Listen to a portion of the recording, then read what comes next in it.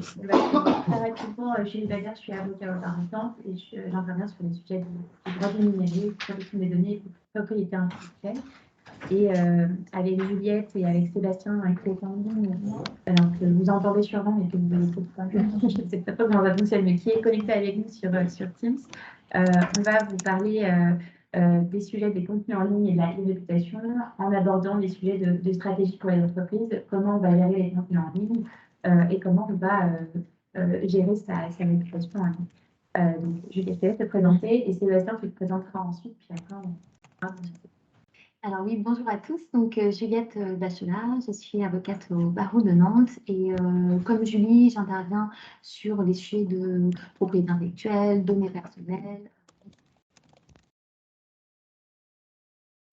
Sébastien, quelques mots de présentation. Oui, bonjour tout le monde, j'espère que vous m'entendez bien. Donc Sébastien Moreau, directeur technique et associé chez Noticio. J'aurai l'occasion de détailler exactement ce qu'on fait chez Noticio par la suite. Merci. Donc on va passer, je vais juste vous présenter. Pardon? Je crois que vous n'entendez pas très bien. Très mal. Vous ne pouvez pas goûter. Sébastien, il va falloir parler. D'accord. Il va falloir, pardon, Pas extrêmement bien. parler un peu plus fort, c'est ça? Oui. D'accord. Bon, je vais faire ça, je parlerai un peu plus fort. C'est bien, c'est bien. Donc, sur l'agenda, donc c'est effectivement ce que je vous disais. On va d'abord aborder les règles applicables à la gestion des contenus en ligne et la défense des intérêts des entreprises. Et ensuite, Juliette va vous parler des sujets d'e-réputation plus précisément. Et ensuite, donc Sébastien va vous parler de Noticio.co, qui est une société qui intervient justement sur les sujets de retrait des contenus en ligne. Donc sur les contenus en ligne, je voulais d'abord qu'on évoque le droit qui est applicable aujourd'hui et faire un petit état des lieux sur le droit des contenus en ligne. Il faut savoir qu'en fait, toutes les règles qui sont applicables aux contenus en ligne sont issues de la directive e-commerce qui a été adoptée en 2000. Donc on est sur un régime qui est quand même très ancien et qui a été transposé en droit français par la loi pour la confiance dans l'économie numérique, la LSN, que vous connaissez sans doute, qui a posé du coup les règles en droit français. Le principe, ce qu'il faut savoir, c'est qu'en fait, les prestataires de services de société de l'information, donc les PSI, n'ont pas d'obligation générale de surveillance des contenus en ligne. C'est vraiment le grand principe à avoir en tête. Ils sont prestataires, ils permettent aux utilisateurs d'utiliser leurs services sur Internet, mais il faut avoir en tête qu'ils n'ont pas d'obligation générale de surveillance, sauf s'ils ont été informés d'éléments qui seraient contrefaisants ou qui seraient illicites, etc. Donc, on est sur un principe d'irresponsabilité des prestataires et un principe de notice et take-down que je vais vous détailler ensuite, qui en fait vient fortement limiter la responsabilité des prestataires et des hébergeurs sur la gestion des contenus en ligne. Donc, ce qu'il faut avoir en tête, c'est qu'en France, on a un régime qui date de 2000, qui est extrêmement ancien, avec des prestataires qui ne sont pas responsables. Et donc, du coup, toute la responsabilité repose sur les entreprises. Pour revenir rapidement sur quel est le cadre juridique, c'est qu'on a effectivement deux types de prestataires aujourd'hui, en tout cas dans le droit. On a les éditeurs qui, eux, sont des personnes qui publient des contenus sur Internet qui sont donc responsables de leur contenu.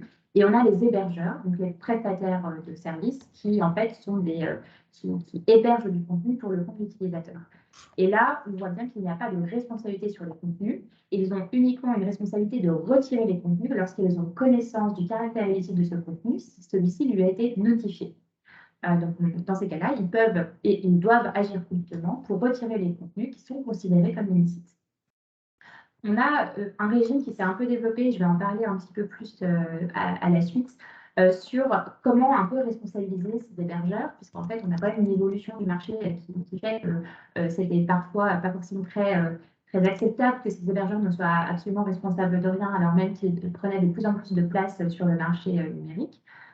Et donc, on a développé, la jurisprudence a développé le principe du rôle actif de l'hébergeur, qui, lorsque celui-ci est intervenu de manière active dans la publication de contenu, peut être considéré comme responsable, mais c'est extrêmement compliqué à démontrer. Et celui-ci est donc responsable des contenus lorsqu'ils ont été notifiés. Et justement, je voulais juste revenir vraiment très rapidement sur comment est-ce qu'aujourd'hui on retire un contenu en ligne. Il y a deux régimes et tout est prévu dans la LSN à l'article 6. D'une part, on a le régime de la notification LSN, où en fait, toute personne qui souhaite qu'un contenu soit retiré parce qu'il enfreint ses droits ou qu'il est contrefaisant ou qu'il est dénigrant, enfin, il y a plusieurs types, doit respecter ce régime de la notification LSN auprès des hébergeurs.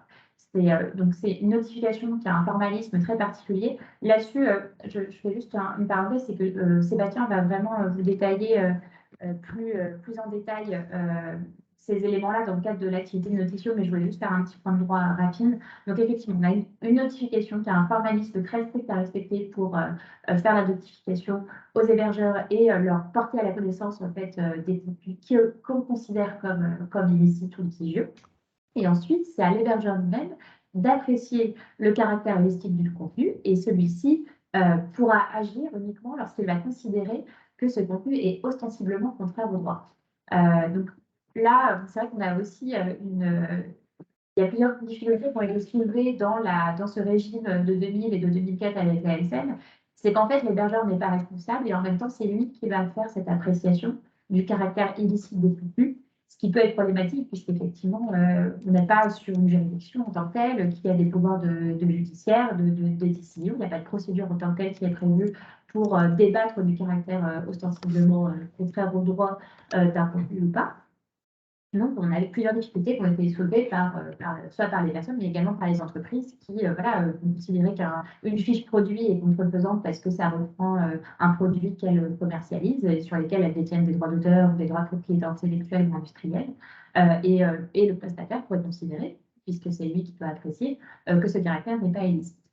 Et une fois, et uniquement si le prestataire a considéré, l'hébergeur a considéré que ce contenu est ostensiblement contraire au droit ou illicite, il doit agir promptement pour retirer le contenu.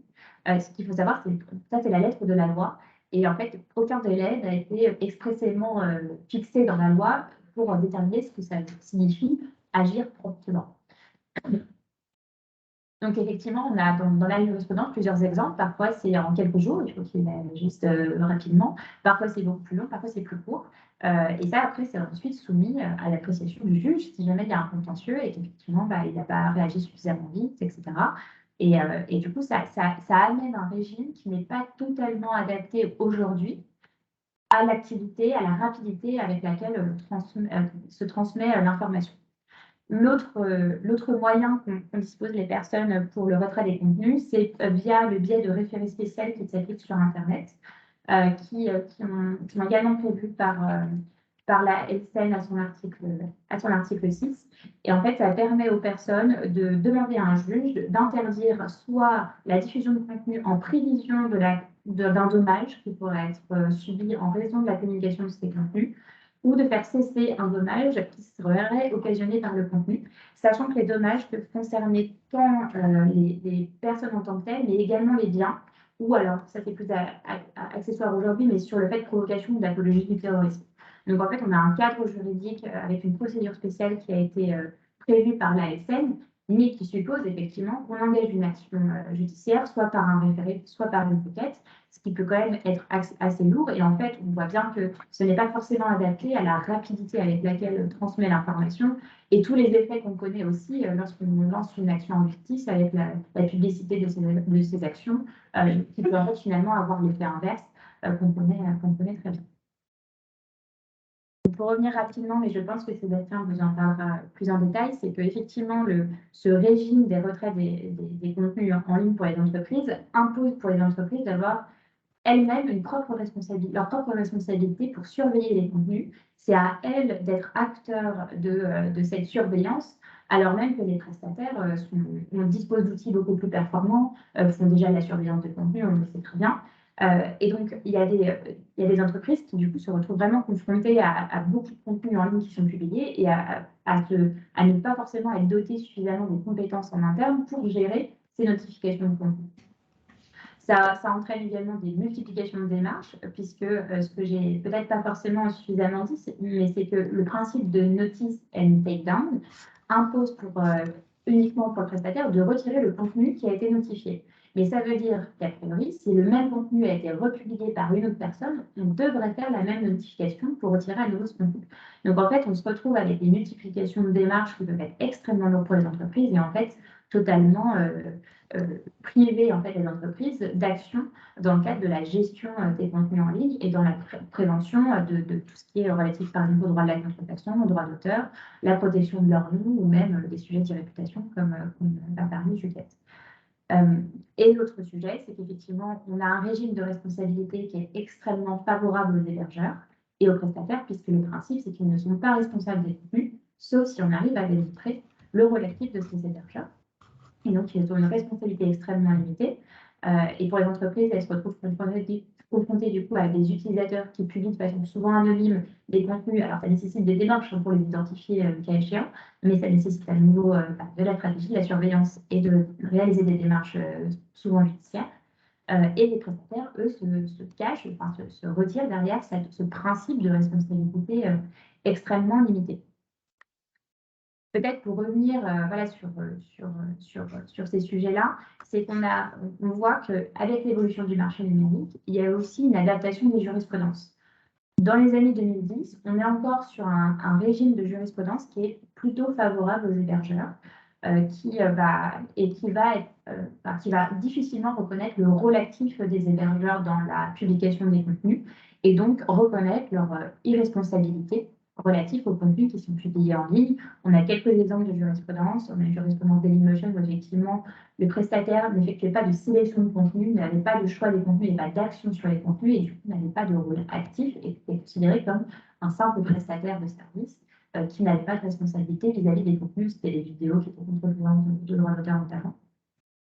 On a le rôle actif des hébergeurs qui a commencé à être reconnu surtout au niveau de la Cour de justice de l'Union européenne par de rares décisions et pour des services assez spécifiques. On a notamment le service Google AdWords qui a été considéré, où Google a été considéré comme un hébergeur ayant un rôle actif, puisqu'il y avait aussi des suggestions de mots-clés qui étaient données, ce qui faisait que Google avait une intervention sur les contenus qui lui faisait perdre sa qualité d'hébergeur irresponsable.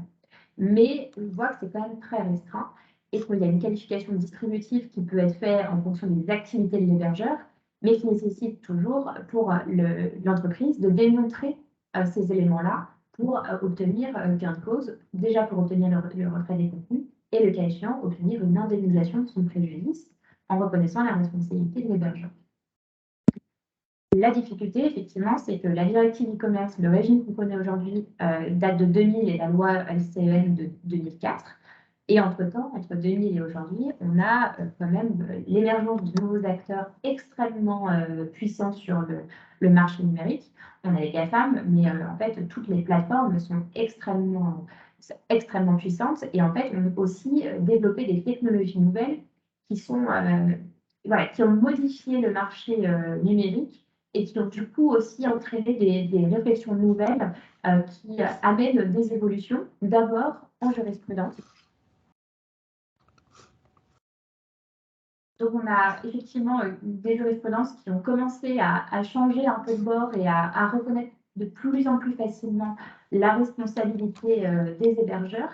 Et je voulais juste faire un petit focus sur cette décision de la Cour de justice de l'Union européenne où un nouveau principe semblait émerger de notice et stay down.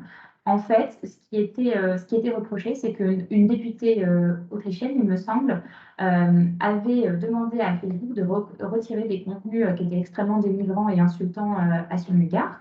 Et Facebook les avait retirés, mais n'avait pas retiré les contenus qui étaient identiques ou équivalents sur la plateforme. Parce qu'en principe, la notification, l'hébergeur doit être notifié de chaque contenu pour qu'il soit considéré comme illicite et doit être retiré. Et là, la Cour de justice, elle a une approche qui est vraiment différente de ce qu'on a pu connaître en jurisprudence auparavant. Elle va considérer que le prestataire devait retirer les contenus considérés comme identiques à celui qui a été déclaré comme illicite et notifié comme tel par la personne initialement, mais également les contenus équivalents. Et la fonction du juge, donc c'est le juge qui va enjoindre l'hébergeur de retirer ses contenus identiques ou équivalents, l'injonction doit préciser de manière spécifique les éléments considérés comme équivalents afin de ne pas obliger l'hébergeur à procéder à une appréciation autonome du dit. Donc là, et alors juste pour finir sur cette décision, la CJUE a admet que cette injonction va avoir un effet mondial, ce qui est extrêmement nouveau à l'époque. Donc là, on est sur une décision qui vient dire que le juge national dispose d'une nouvelle, on va dire, de pouvoir plus étendu, qui va lui permettre de demander à un prestataire de retirer des contenus qui sont considérés comme illicites, mais également des contenus identiques et équivalents, ce qui va imposer quand même une certaine obligation de surveillance spécifique de l'hébergeur sur les contenus. Donc, on n'est pas sur une obligation générale de surveillance, puisque c'est le principe de la directive e-commerce. Donc, la jurisprudence est en phase avec ce principe de droit d'obligation de surveillance générale. Mais une obligation spécifique de surveillance semble être possible. Et c'est ce qu'on appelle le principe de notice ex-term. Une fois qu'il est notifié, on doit supprimer l'ensemble de ces contenus. Donc là, on a plusieurs jurisprudences qui ont été dans ce sens-là, autant dans le droit français que dans les autres États de l'Union européenne. Mais on restait sur un régime quand même de notification et d'absence de responsabilité assez fort.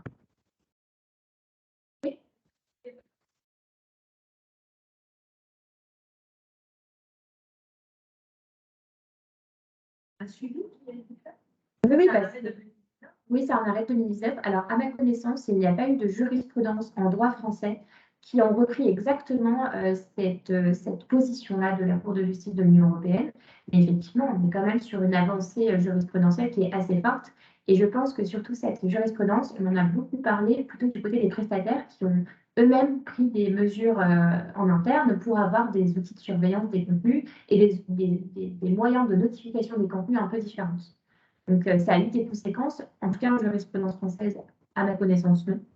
Mais voilà, après, il y a beaucoup de jurisprudence aussi de première instance dans les retraits de contenu, donc on n'a pas forcément connaissance de toutes ces décisions-là. Mais ça a une conséquence quand même directement dans les législations nationales, en tout cas.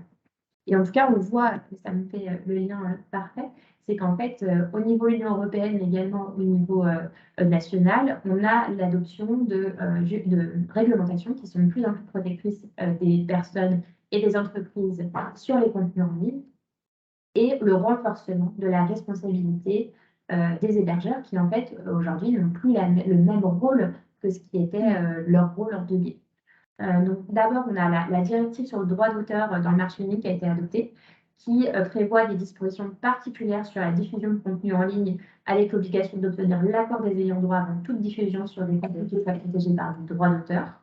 Donc là, on a un régime qui est plus particulier. Alors, cette obligation s'applique à certaines plateformes avec des critères qui sont définis dans la directive. Donc, c'est des plateformes qui sont accessibles depuis moins de 3 ans et dont le chiffre d'affaires annuel est inférieur à 10 000 et supérieur à 10 millions d'euros.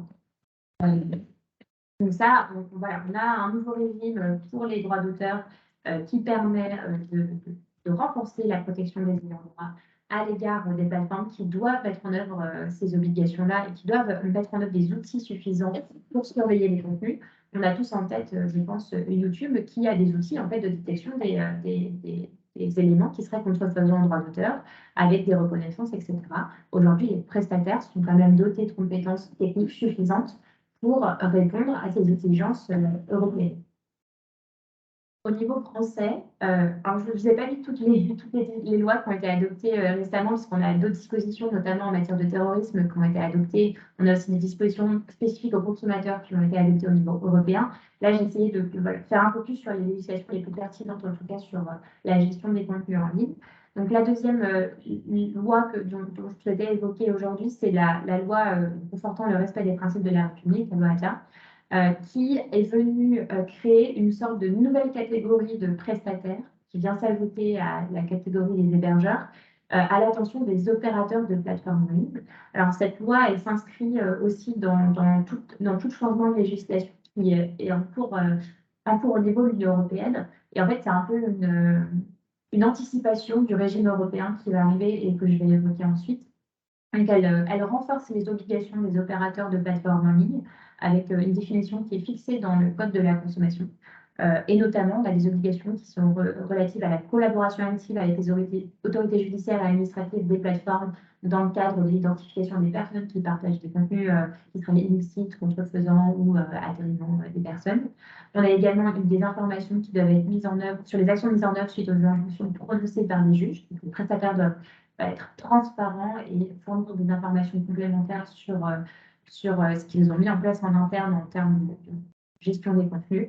On a également l'habilitation d'un point de contact unique qui est obligatoire pour ces opérateurs de plateformes en ligne qui en fait facilite le dialogue entre les autorités et les prestataires des plateformes en ligne. À venir, donc là maintenant ça y est, on passe sur un cran au-dessus. La directive e-commerce a été renforcée par tout le paquet numérique et la stratégie numérique de l'Union européenne. Et on a depuis octobre 2022 un nouveau règlement qui s'appelle le règlement sur les services numériques. On a le Digital Services Act, donc le DSA.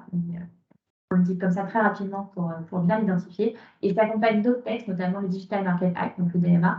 Mais là, sur les contenus, c'est surtout le focus sur le DSA que je souhaitais faire.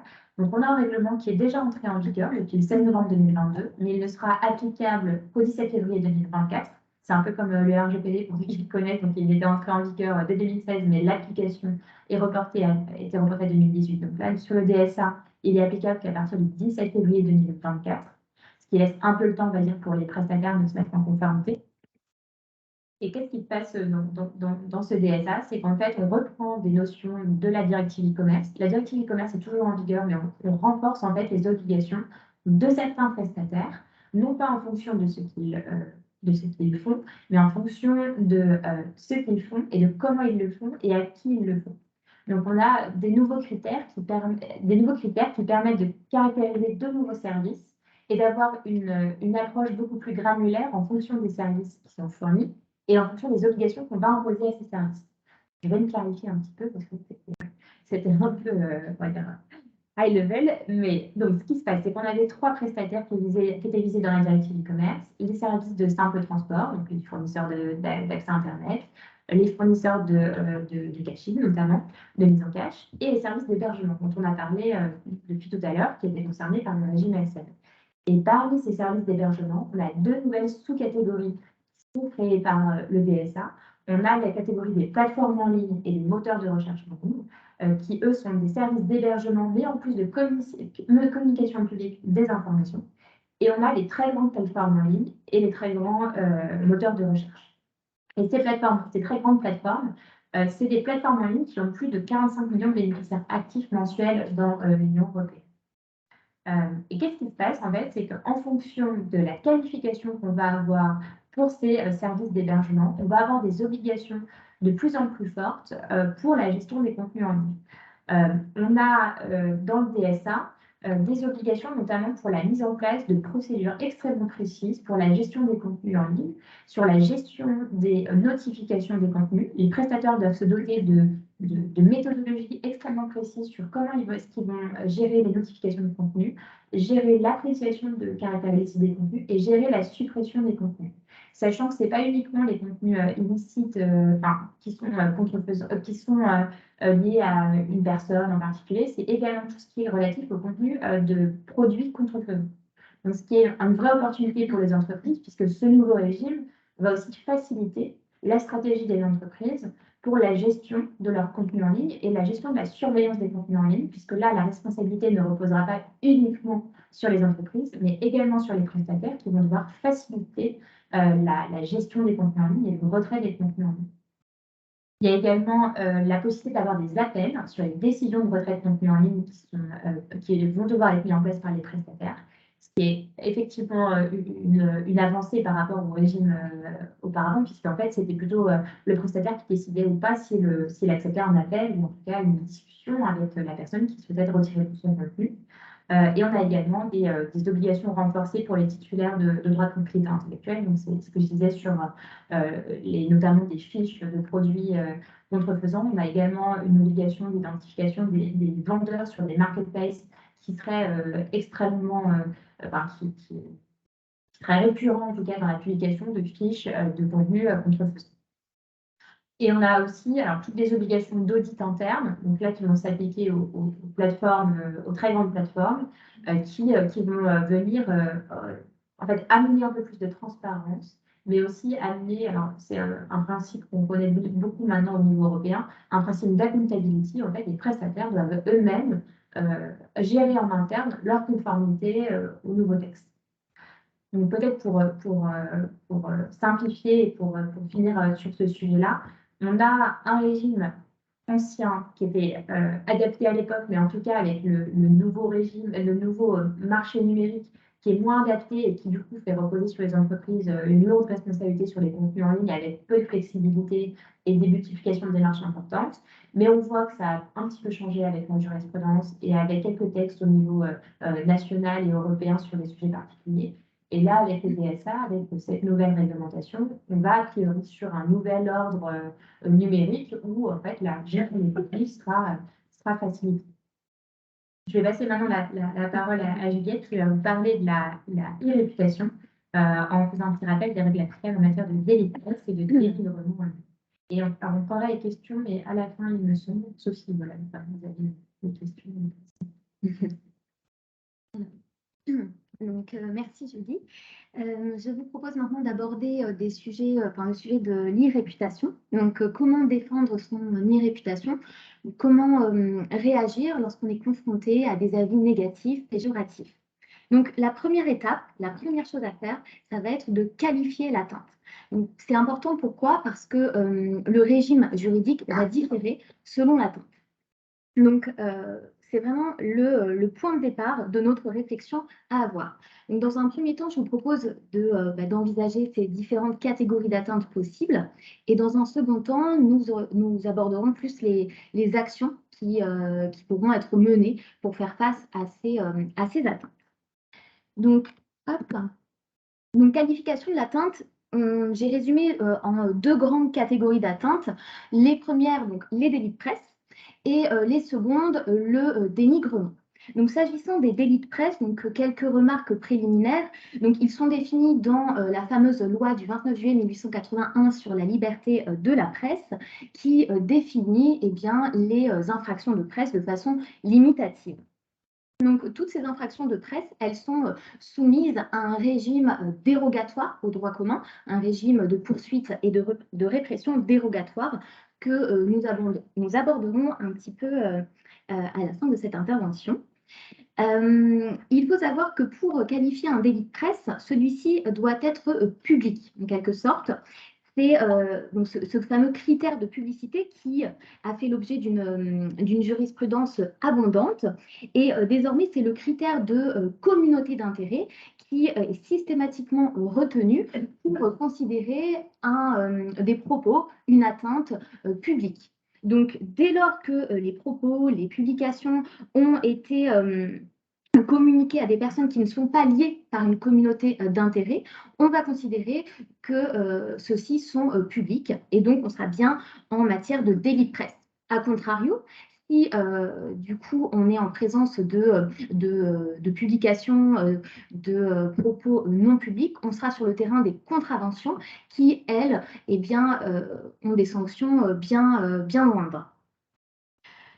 Par exemple, pour illustrer ce propos, sur les réseaux sociaux, notamment sur Facebook, si on a des propos qui sont diffusés sur un groupe fermé, où seules les personnes agréées peuvent consulter les propos, on sera sur a priori des contraventions. On ne sera pas en présence de propos publics.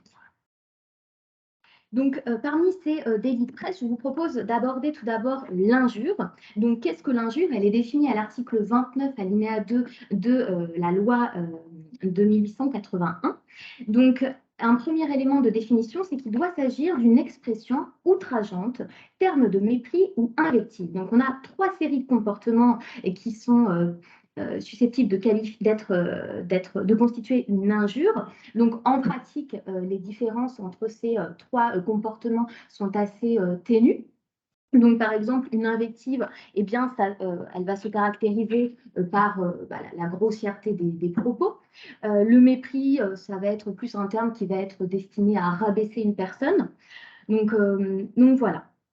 Et le second élément pour qualifier une injure, c'est que l'injure doit être faite à un destinataire précis, c'est-à-dire à une personne physique ou morale identifiée. Donc voilà, ce sont les deux éléments importants. Pour illustrer un petit peu l'injure, je souhaitais aborder le fameux contentieux Google Suggest. Vous savez, c'est lorsqu'on tape dans la barre de recherche eh bien, un mot, il y a une suggestion de mots qui sont accolés au mot qu'on recherche. Donc, ça a donné source à un important contentieux puisque des personnes, enfin le nom de personnes physiques comme morales, s'est retrouvé associé à des mots, donc parfois péjoratifs, voire très négatifs. Et donc, ces personnes-là se sont retournées contre Google et on a eu des décisions de juridiction du fond qui ont condamné Google, notamment pour injure publique. Mais on a une décision de la Cour de cassation de 2013, donc du 19 février 2013, qui a un peu renversé, qui a changé la donne et qui a tranché en faveur d'une absence de responsabilité du moteur de recherche Google. Pourquoi? Eh bien parce qu'elle considère que cela est cette fonctionnalité Google Suggest n'est que le fruit d'un processus purement automatique. Et donc que Google ne pouvait être tenu responsable de ces suggestions, quand bien même elles seraient injurieuses. Et donc, c'est un contentieux qui concerne l'injure, mais qui a vocation à s'appliquer également pour les autres infractions de presse, notamment la diffamation, que je vous propose d'aborder de ce pas. Donc, la diffamation est définie à l'article 29 alinéa 1er de la loi de 1881. Donc, elle se compose elle suppose 3 éléments à rapporter. Donc, premier élément, c'est qu'il doit s'agir de l'allégation ou d'une imputation d'un fait précis. Donc, concrètement, l'allégation ou l'imputation doit se présenter sous la forme d'une articulation précise de faits. Donc, et ces faits-là doivent être l'objet de preuves et d'un débat contradictoire. Donc, c'est la définition qui est d'ailleurs retenue par la jurisprudence. Cette critique, elle doit non seulement renfermer l'imputation d'un fait précis, mais également porter atteinte à l'honneur ou à la considération d'une personne. Donc c'est une notion ici qui est objective et qui est appréciée par les magistrats. On a la Cour de cassation qui est venue un petit peu donner les grandes lignes de l'appréciation que doivent avoir les juges du fond. Donc tout d'abord, ils ne doivent pas tenir compte des mobiles du défendeur, donc peu importe en fait l'opinion de celui qui a tenu les propos. Et deuxième point, il faut également tenir compte du contexte dans lequel les propos ont été tenus. Donc, on va prendre en compte les éléments extrinsèques pour peut-être atténuer la gravité de ces propos ou pas. Et enfin, les propos doivent avoir été prononcés à l'égard d'une personne identifiable, comme pour l'injure, donc personne physique ou morale. Pour illustrer donc cette infraction de presse, on peut évoquer ce fameux contentieux Twitter, notamment avec le mouvement Balance ton port qui a fait couler beaucoup d'encre. Donc on a eu pas mal de décisions en la matière. Et par exemple, on a eu ce premier tweet qui a été publié donc, par la journaliste Sandra Muller en octobre 2017 et qui a été poursuivi sur le fondement de la diffamation par la personne qu'elle dénonçait comme un porc. Donc, elle a perdu en première instance, mais a obtenu gain de cause en appel. Notamment, la Cour d'appel a considéré qu'elle était de bonne foi. Donc, il faut savoir que c'est un fait justificatif en matière de diffamation et qui permet en fait à la personne qui a tenu les propos d'être exonérée de sa responsabilité.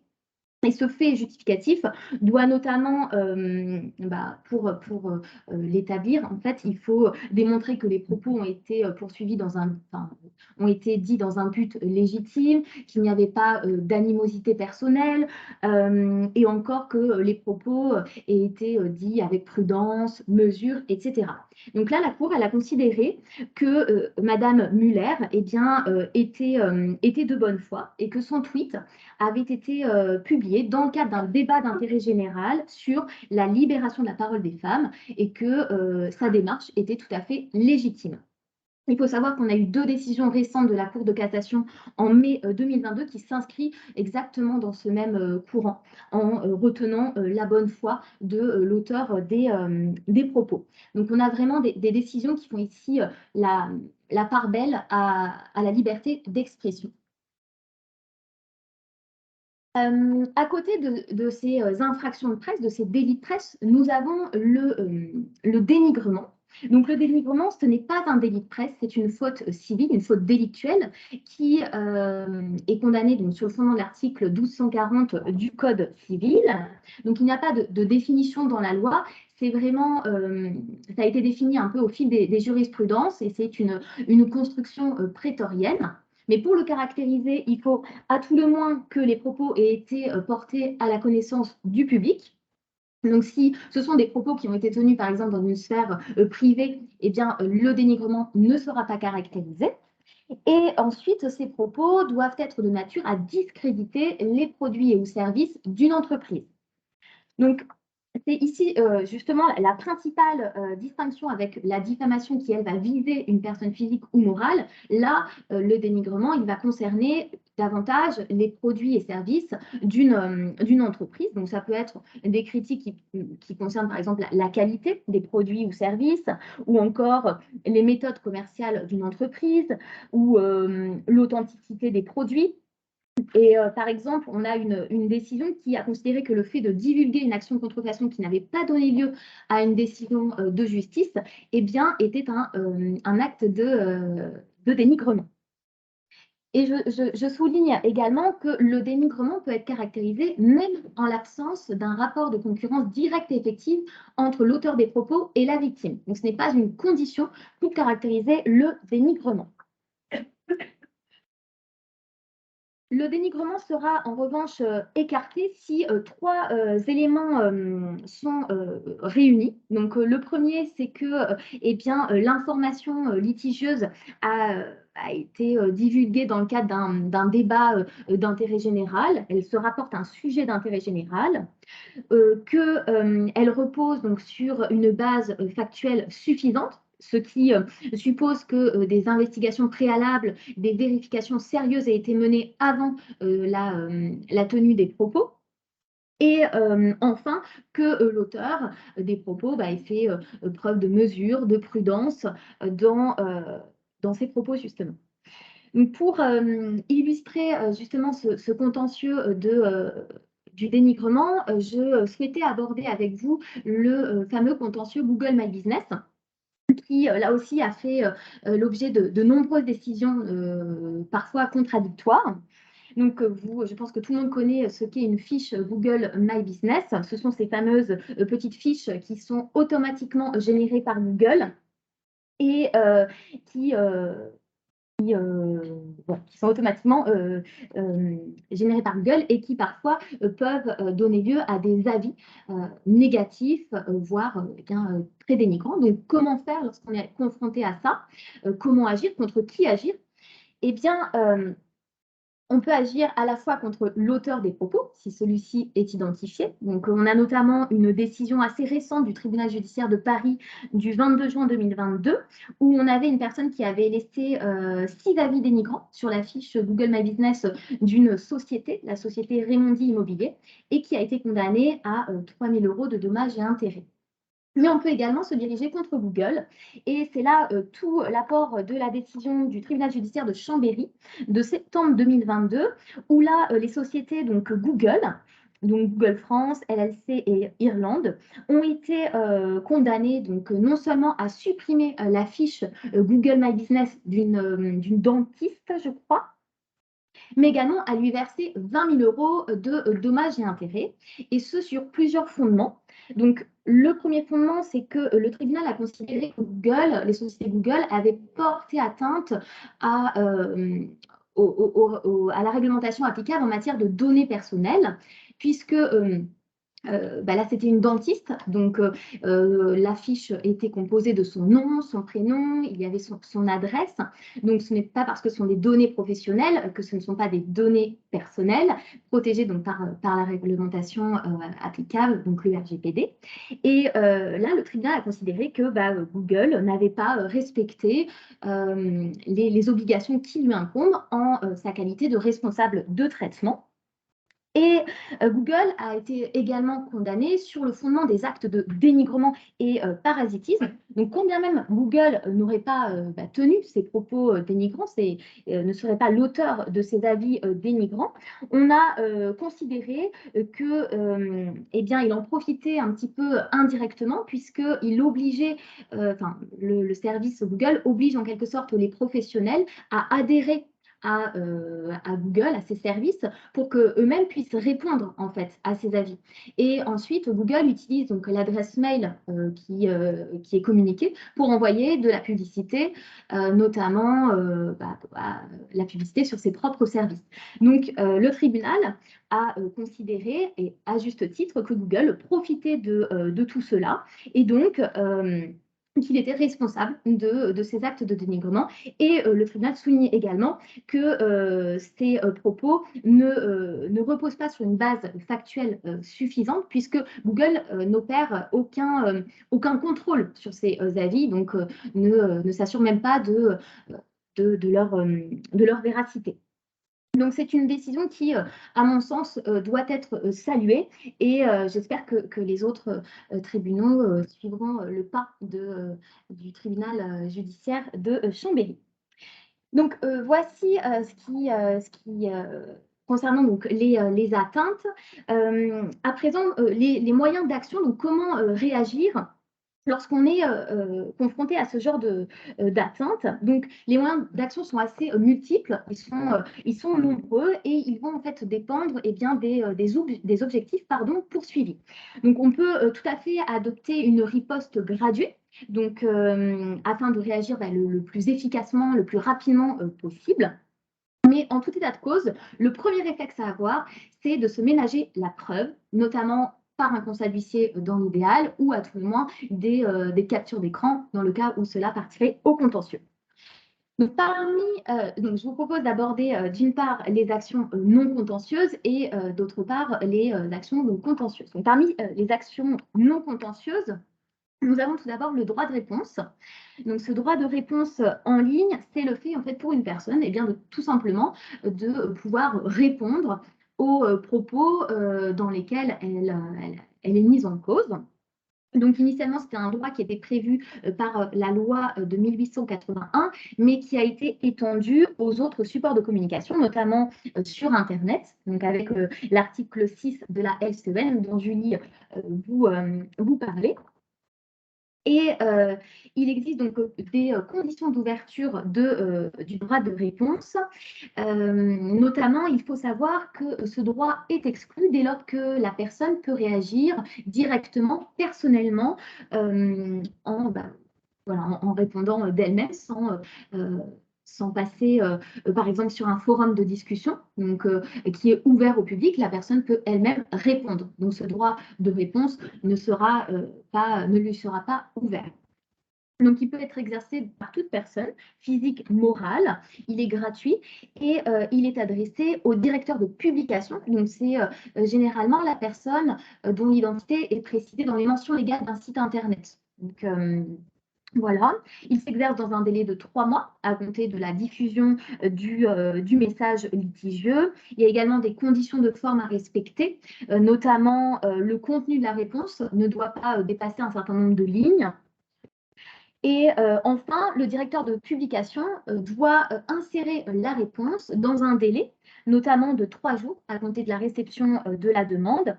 Et s'il ne le fait pas, des sanctions peuvent être encourues. Il faut savoir que l'exercice de ce droit n'exclut en aucun cas la possibilité d'agir par la suite en justice.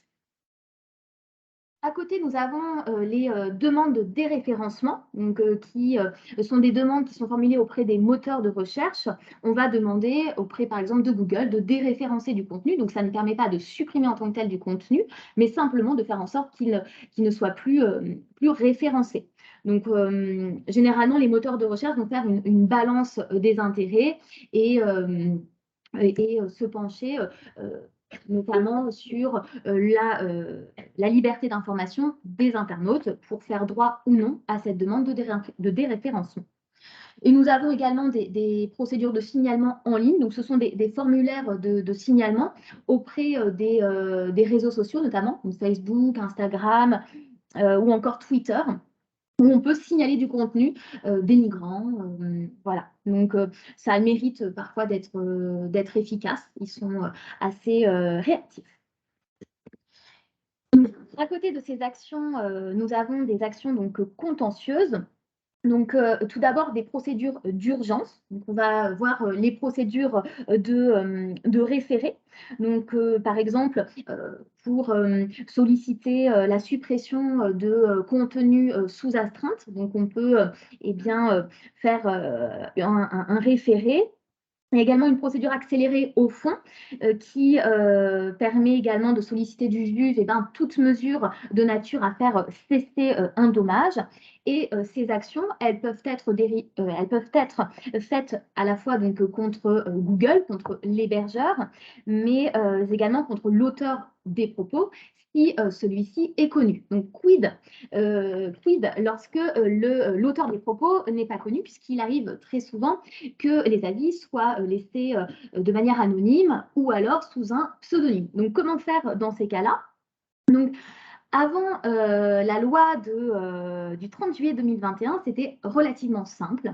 On pouvait faire une requête en identification devant les juges pour solliciter pour qu'ils ordonnent des hébergeurs la communication des données d'identification. Et ensuite, donc, on obtenait les données et on pouvait agir contre l'auteur des propos. Je voudrais savoir sur quels critères l'avocat choisit plutôt une procédure de référé ou une procédure accélérée au fond. Alors, la procédure accélérée au fond, elle est assez récente. C'est à l'article 6 justement de la LCEN, ça a été modifié assez récemment. Procédure accélérée au fond, c'est qu'après le juge va se prononcer sur le fond du dossier, que référé, c'est du provisoire. Je pense que c'est un peu au cas par cas. Je ne sais pas s'il y en a une mieux que l'autre, mais oui, ça mérite. Après, ce sont deux procédures assez rapides, normalement. Donc, bon, c'est plus au cas par cas. C'est vrai qu'il y aura souvent une analyse concrète en fait, des faits qui vont être remontés par la personne auprès de l'avocat qui va faire une analyse et ensuite qui pourra arbitrer en collaboration avec la personne qui souhaite retirer ses contenus ou l'entreprise qui souhaite retirer ses contenus pour choisir la procédure la plus pertinente. Et c'est vrai que la procédure accélérée au fond, c'est une nouveauté aussi qui a été remise dans la LCEN. Donc on n'a pas forcément beaucoup de recul aussi sur la rapidité par rapport à un référé. Si ce n'est que du coup, effectivement, cette procédure permet de juger le fond dès le début. Différence de délai? Alors, personnellement, je n'ai jamais fait de procédure accélérée au fond, mais je crois que c'est une procédure assez rapide, donc un peu comme le référé. Mais j'ai. Ouais. Ouais. Il y a peut-être quand même la distinction entre en référé, l'urgence, l'absence de contestation sérieuse, et du coup, peut-être que la distinction, je crois qu'on va avoir une contestation sérieuse qui va référer, est-ce qu'on va pas On va privilégier le fond. Moi, je ne sais pas. Oui, parce qu'en matière de référé, effectivement, alors on peut aller donc, sur le trouble manifestement illicite, mais il ne faut pas qu'il y ait de contestation sérieuse, auquel cas le juge des référés ne se prononcera pas et le juge des référés, c'est le juge de l'évidence, donc il faut que tout soit limpide et évident. Par contre, en cas d'anonymat, donc ça complique un peu les choses, puisqu'il faut savoir qu'avec la nouvelle rédaction de l'article 6 de la LCEN, eh bien, il n'est plus possible enfin, il n'y a plus de possibilité d'identification pour les besoins d'une procédure civile, par exemple le dénigrement. Et en ce qui concerne les procédures pénales, la procédure est désormais un peu plus complexe pour obtenir les données d'identification, notamment une adresse IP, par exemple. Donc, c'est un petit peu le flou.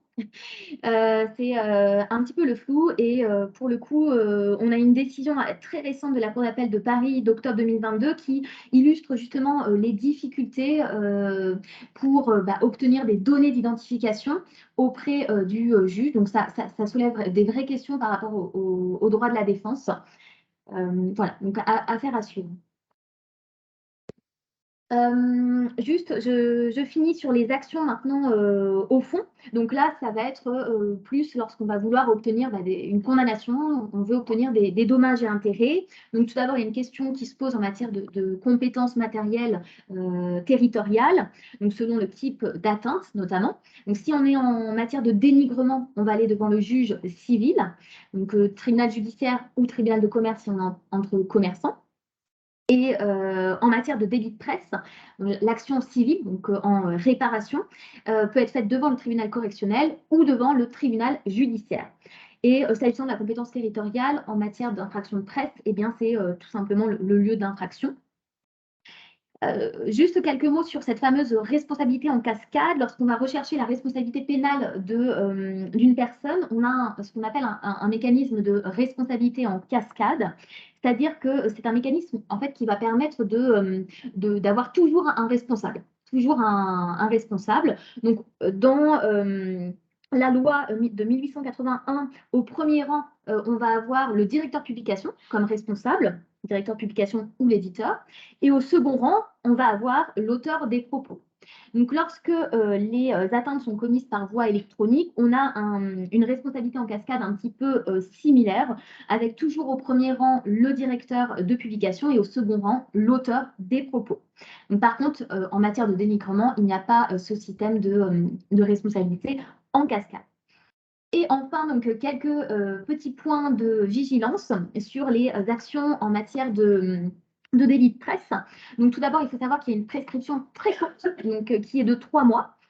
3 mois à compter de la mise en ligne des propos litigieux. Donc, c'est une prescription qui n'est pas adaptée à Internet, puisque bien souvent, la personne qui est injuriée, diffamée, eh bien, découvre après ce délai de 3 mois les propos. Et enfin, on a un formalisme également très lourd avec des embûches très importantes qu'il faut respecter. Et ça peut avoir parfois un effet un petit peu pervers et ça peut profiter malheureusement aux personnes qui abusent bien de la liberté d'expression.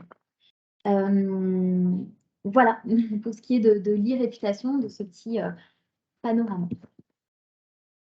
Donc, du coup, on a fait là un petit aperçu de qu'est-ce que la réglementation appliquable en matière de contenu en ligne, quelles sont les règles applicables en matière de réputation, quels sont les premiers moyens d'action à avoir en tête. Et je vais maintenant laisser la parole à Sébastien, qui est CTO, qui va présenter Notitio, mais qui est une société qui travaille sur justement la stratégie des entreprises en matière de gestion des contenus en ligne et de notification des contenus en ligne, et qui travaille en collaboration avec les avocats. Donc, Sébastien, je vais te laisser partager ton écran et prendre la parole. Oui.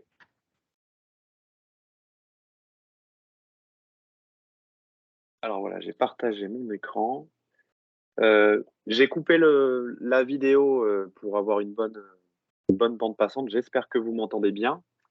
Merci, merci Julie, merci Juliette, et bonjour à tous. Je suis très content d'être parmi vous, même à distance pour faire cette présentation. Alors a priori dans la salle, le volume, je crois, il est assez bas, donc j'espère que vous m'entendez. Je vais essayer de parler assez fort pour les personnes qui sont présentes physiquement. Et puis je le dis aussi pour toutes celles et ceux qui assistent à cette présentation en ligne et qui se demandent pourquoi je parle fort. J'espère que vous m'entendez, oui. Mais est-ce que vous pouvez parler encore plus fort? Encore plus fort, d'accord. Bon, alors je parle encore plus fort et encore une fois, désolé pour celles et ceux qui suivent en ligne, qui vont se demander pourquoi je crie assez fort. J'espère que vous m'entendez dans la salle. On peut faire comme ça? Oui? Oui, oui, on va, de toute façon, on va. Ok, L'enregistrement sera disponible de l'intervention, donc on entendra bien la voix sur moi. d'accord. Voilà, non. Ok. Merci, Sébastien. Alors, allons-y. Donc, je suis Sébastien Moreau, donc je suis directeur technique et associé chez Noticio. Et justement, bah, avant d'entrer dans le vif du sujet, je vais vous présenter Noticio. Alors, la société Noticio, donc c'est une société française qui est basée à Paris et à Lille, et on est spécialisé dans la surveillance, l'investigation et la suppression de contenus illicites en ligne. Donc, on aura l'occasion de revenir en détail sur chacune de ces activités à la suite de la présentation. Nos domaines d'intervention, alors c'est déjà la contrefaçon, la lutte anti-contrefaçon. Donc ça, c'est au niveau des ventes de produits, sur, des problèmes de faux produits, par exemple, des arnaques en ligne, et cetera.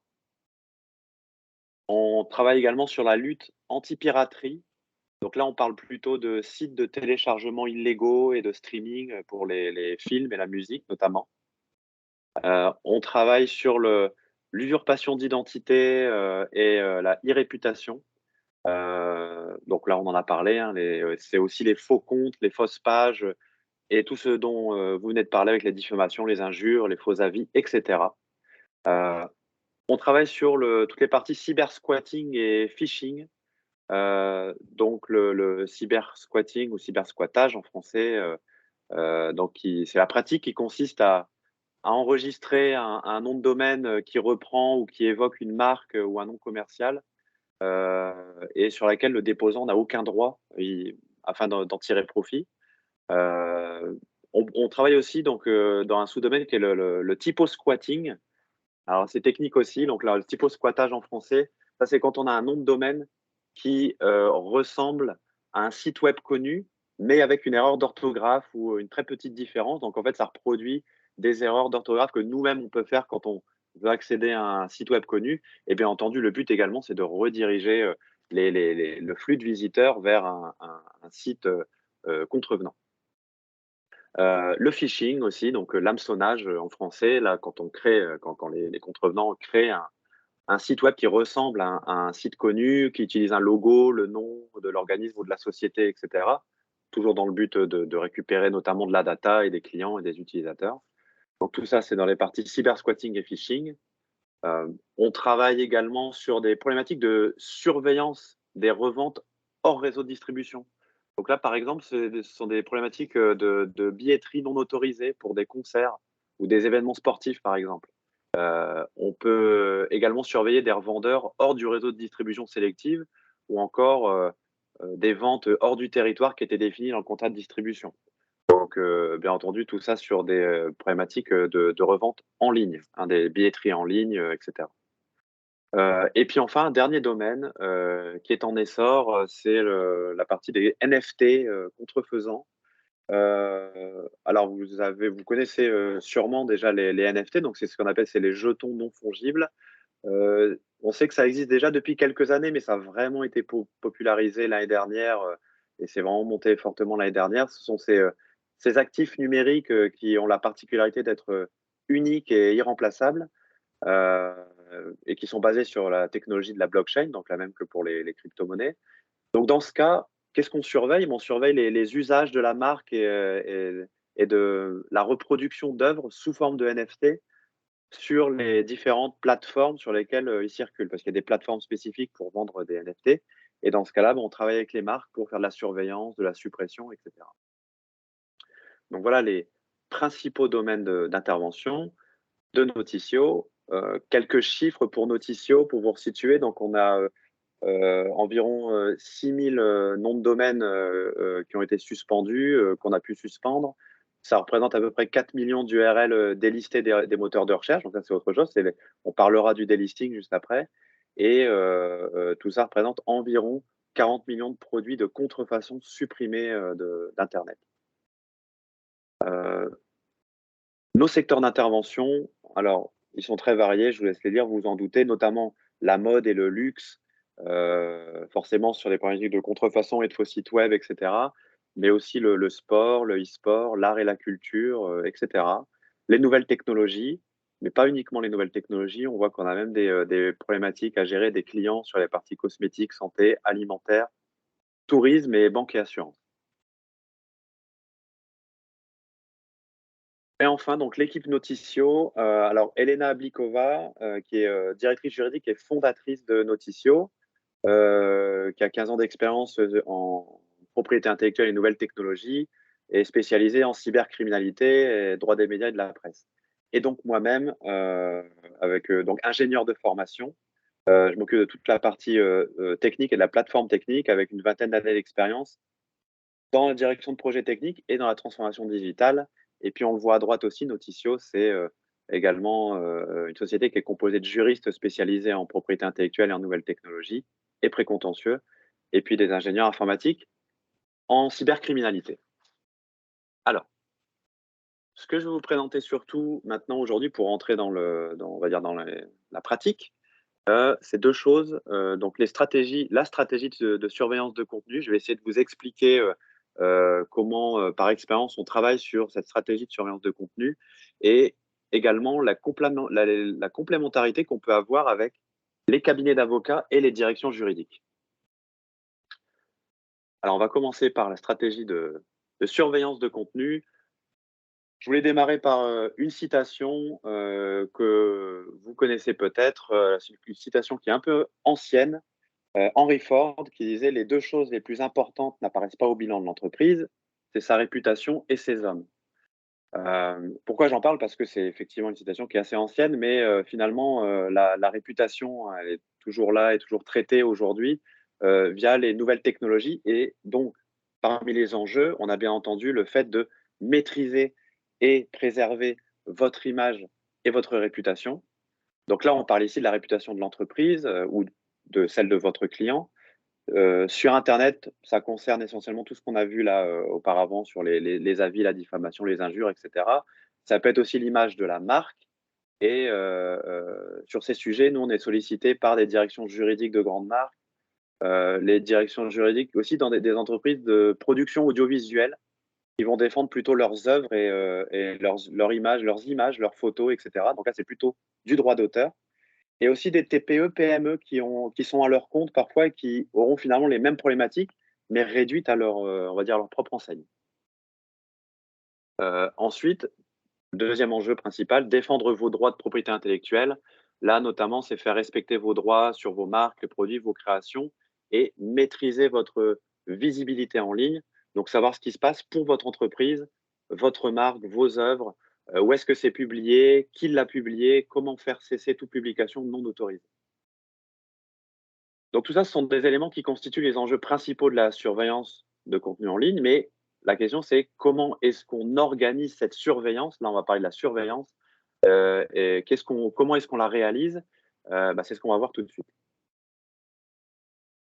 Alors on a schématisé ici, on a recensé 10 étapes pour la mise en place d'une stratégie de surveillance de contenu, chacune étant bien entendu, importante, et je vais essayer de vous les détailler. Alors des étapes à faire dans l'ordre, la partie quand on veut surveiller, quand on veut mettre en place cette stratégie de surveillance de contenu, il faut d'abord définir les mots-clés et les visuels à surveiller. Bien entendu, ça c'est l'existant, c'est ce qui vous appartient. On pense tout de suite au portefeuille de marque, mais il y a également les noms de domaine, justement, les produits, les créations, les designs, et cetera. Ensuite, on définit ce qu'on appelle les whitelists et les blacklists. Donc les whitelists, ce sont les personnes, les entités qui sont autorisées en fait à utiliser ce qui vous appartient. Les vendeurs, les partenaires, et cetera. Donc ça, c'est important de les laisser communiquer là-dessus, de les utiliser. Elles sont dans la whitelist. Et la blacklist, à l'inverse, ce sont toutes les entités qui ont déjà fauté, par exemple, les éventuels concurrents des partenaires, les procès ou les transactions qui ont déjà eu lieu. Donc là, c'est le moment où on recense toute cette partie-là. Il y a aussi une partie qu'on appelle liste grise, on va dire, ce sont les entités qui sont à surveiller par rapport à un comportement suspect. Ce sont des listes qui évoluent dans le temps, hein, donc elles sont à mettre en place au début de la stratégie de surveillance, mais finalement elles évoluent tout au long de la surveillance et on verra après en termes de période, ça peut être parfois sur le long terme. Ensuite, on demande de recenser, l'ensemble des documents juridiques, tous les documents qui, par la suite, pourront aider à demander la suppression de contenu illicite. Il vaut mieux le faire au début, plutôt que d'attendre d'avoir un 1er cas litigieux pour, recenser, tout ça. Donc là, nous, ce qu'on demande à nos clients, c'est, de recenser, d'avoir à disposition les certificats d'enregistrement des marques, les licences, même les cabis, parce qu'on nous le demande parfois pour réaliser des demandes en ligne, pour pouvoir agir, les pouvoirs pour agir, pardon, ou les certificats d'autorisation, les déclarations de copyright, bon, et cetera. Ensuite, en termes de périmètre, il est important de se positionner sur le pays et les supports. Alors le pays, ça permet de définir notamment les mots-clés qui doivent être traduits dans une langue donnée pour être surveillés. Forcément, si vous avez une problématique, vous surveillez la France et vous dites, ben, vous êtes également présent, je ne sais pas, ça peut être en Asie, au Japon ou je ne sais quoi, et ben, c'est important de le savoir et de pouvoir faire ces traductions en amont pour mettre en place la surveillance également dans la langue et aussi de savoir si une marque est déposée sur un territoire donné. Alors là, ben, on fera la surveillance uniquement sur le territoire, le ou les territoires concernés. Et ici, ce qu'on appelle les supports, ce sont en fait les types de sites et d'applications sur lesquels on va réaliser les surveillances. Donc sur lesquels les contenus, vont être, publiés. Bah, concrètement, c'est les réseaux sociaux, c'est listé alors les moteurs de recherche, bien entendu, ça peut être des sites e-commerce. Voilà, il s'agit aussi de définir les plateformes qui, sont potentiellement les plus à risque. Donc à la fois, on définit le périmètre ici, les supports et on essaie de les classer, pour pouvoir, forcer la surveillance sur certains supports. Alors ensuite, à ce niveau, on a défini un premier périmètre, clair. Donc il s'agit maintenant, en fait, de recueillir des informations pour avoir un premier aperçu, de l'existant et voir comment on va se structurer pour la suite. Donc ça, c'est l'idée de cette, étape, bref, surveillance et analyse. Là, bah, en fait, il y a certains mots-clés, par exemple, qui peuvent être plus utilisés que d'autres et dans ce cas-là, on focalisera nos outils et notre attention, dessus. Idem pour les supports. Heu, une fois qu'on a fait tout ça, ça nous permet également d'avancer sur une 6e étape qui est la définition des critères de qualification d'un contenu illicite. Alors, il y a bien entendu une infinité de cas possibles. Il s'agit ici de définir des critères précis et quantifiables, autant que faire se peut, pour savoir à partir de quand est-ce qu'on peut considérer qu'un cas qu'il y a une violation en fait de vos droits. Par exemple, sur de l'embouche marketing, certains clients vont considérer qu'il y a, embouche uniquement lorsque la marque est utilisée, voilà, tout simplement. D'autres clients vont nous dire que, dès qu'il y a utilisation de la charte graphique, même sans mention de la marque, et ben, dans ce cas-là, on considère qu'il y a embouche marketing et on va pouvoir remonter ces cas et après, potentiellement agir dessus. Donc là, voilà, c'est la définition des critères est assez importante. Nous, on voit par expérience que ça dépend, des différents cas, mais aussi des clients eux-mêmes en fonction de ce qu'ils veulent, surveiller ou pas. Hem, donc justement, ça va nous permettre de remonter le contenu qui potentiellement après va être supprimé par la suite. Ensuite, il faut aussi penser à définir la période de surveillance. Alors ça peut être, une seule fois pour une période donnée, ça peut être récurrent avec une surveillance, au long cours, comme une veille, mais souvent on s'aperçoit qu'il faut faire une surveillance sur des périodes, phares. Bah, par exemple, on a des clients qui vendent des produits dans la mode ou dans la bijouterie et bah, là sur la bijouterie, on sait qu'il faut être particulièrement, faut, accélérer la surveillance, on va dire, sur, les fêtes de fin d'année, la fête des mères. Sur les événements sportifs, par exemple, qu'on suit aussi, là, et ben, il y a différentes phases. Il y a pas que l'événement sportif en lui-même, il y a également les périodes de mise en vente des billets. On sait que ça, c'est prévu bien à l'avance. Donc, il faut prévoir ces périodes de surveillance en amont pour se staffer ou pour paramétrer les outils, etc. Parce que bah, le reste du temps, forcément, la surveillance peut être moindre parce que le contenu illicite va être moindre sur Internet.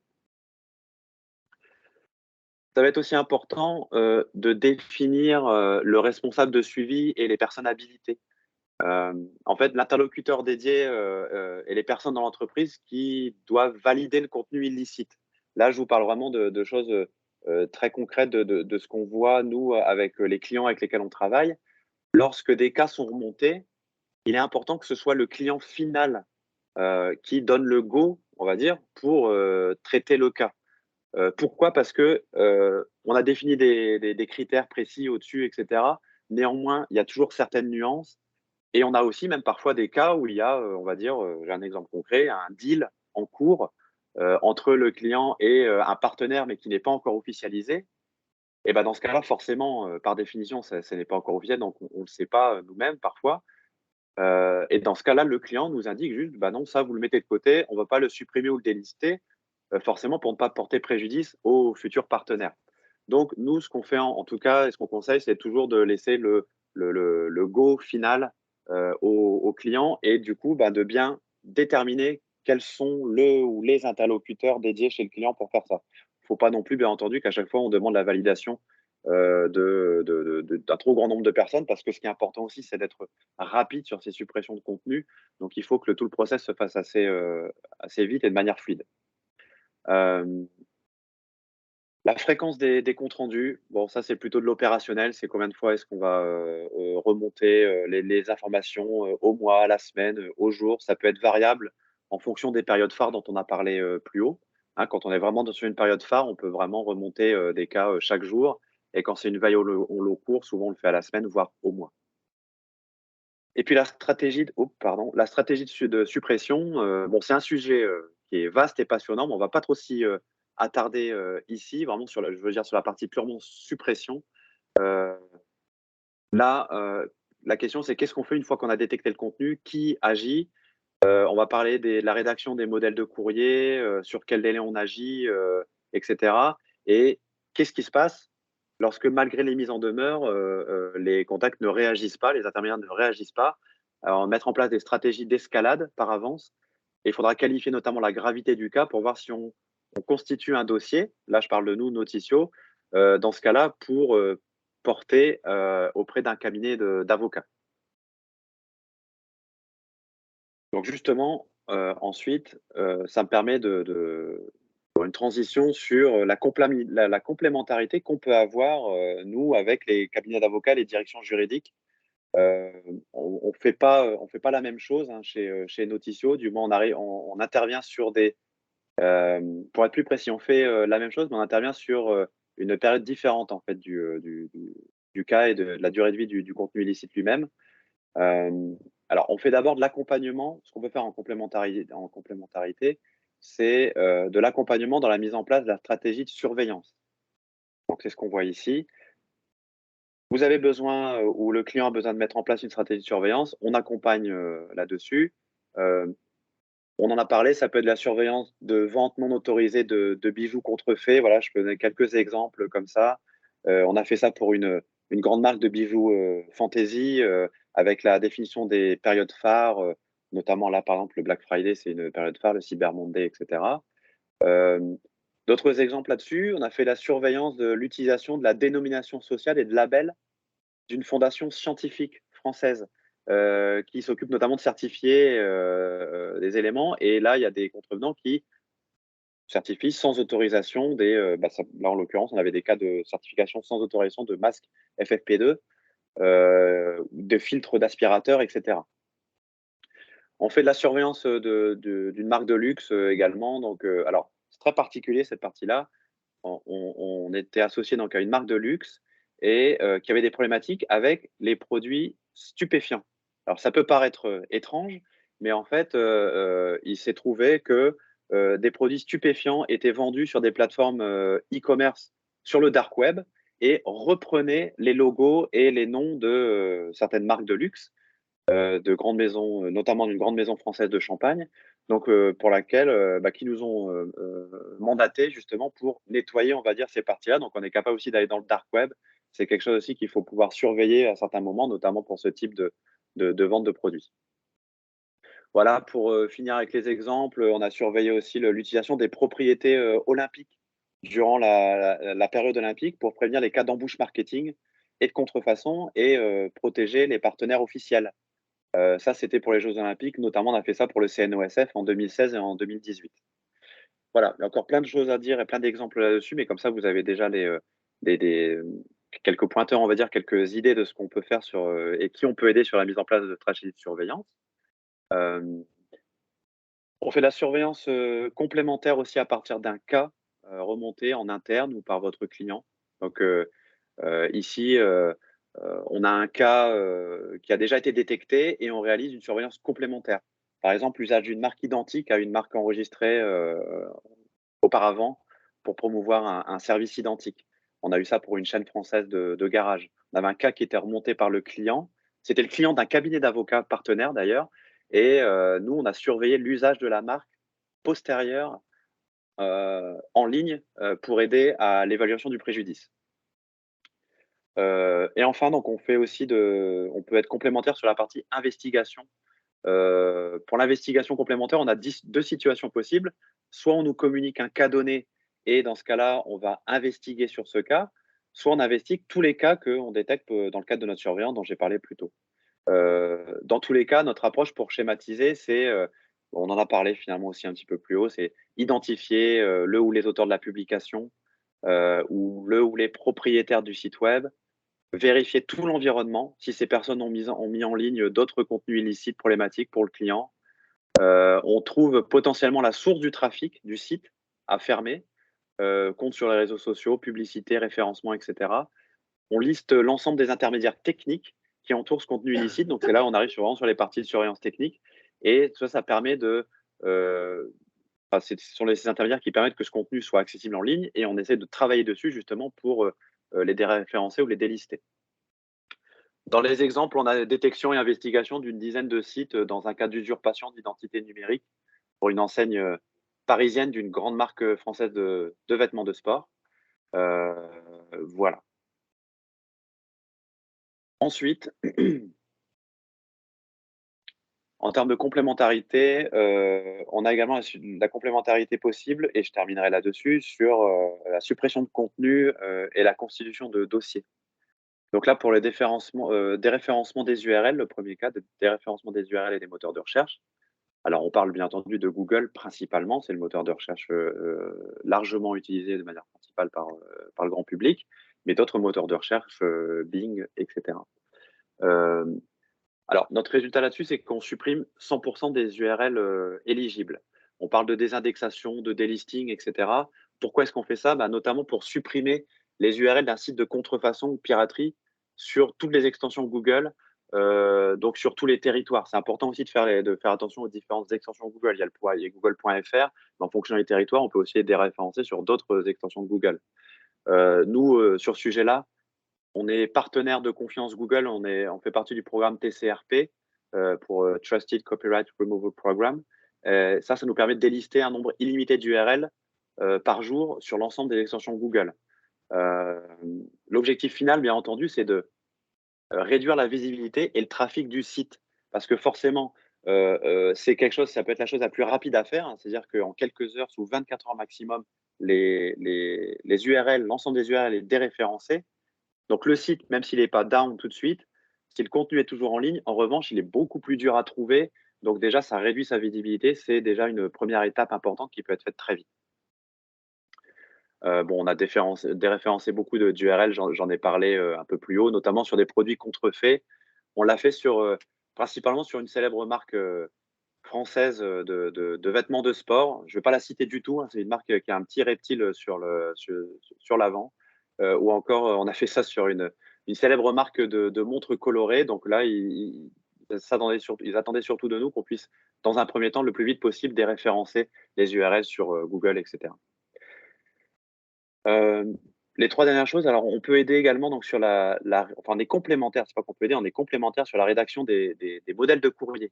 Donc en fonction des besoins et des ressources du client, on l'accompagne dans la rédaction des modèles de courrier à envoyer, ou alors parfois on les rédige et on les envoie nous-mêmes.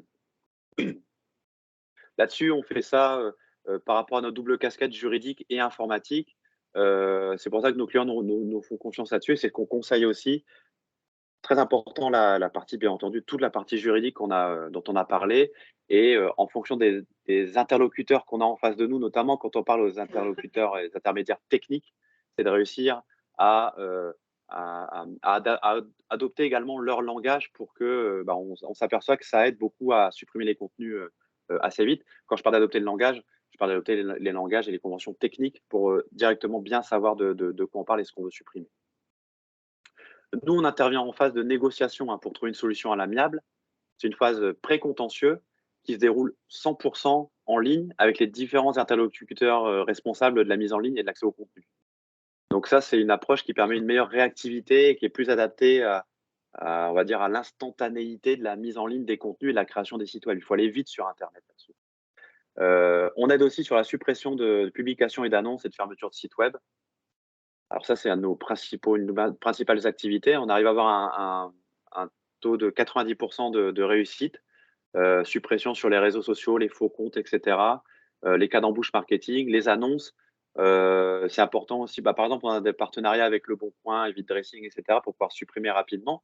Ce qui permet ensuite, lorsque on a fait cette première vague et qu'on a, on va dire, les 10% restants, c'est là où on peut effectivement transférer parce que là, on a atteint justement les limites en pré-contentieux pour justement les parties juridiques et les suites judiciaires.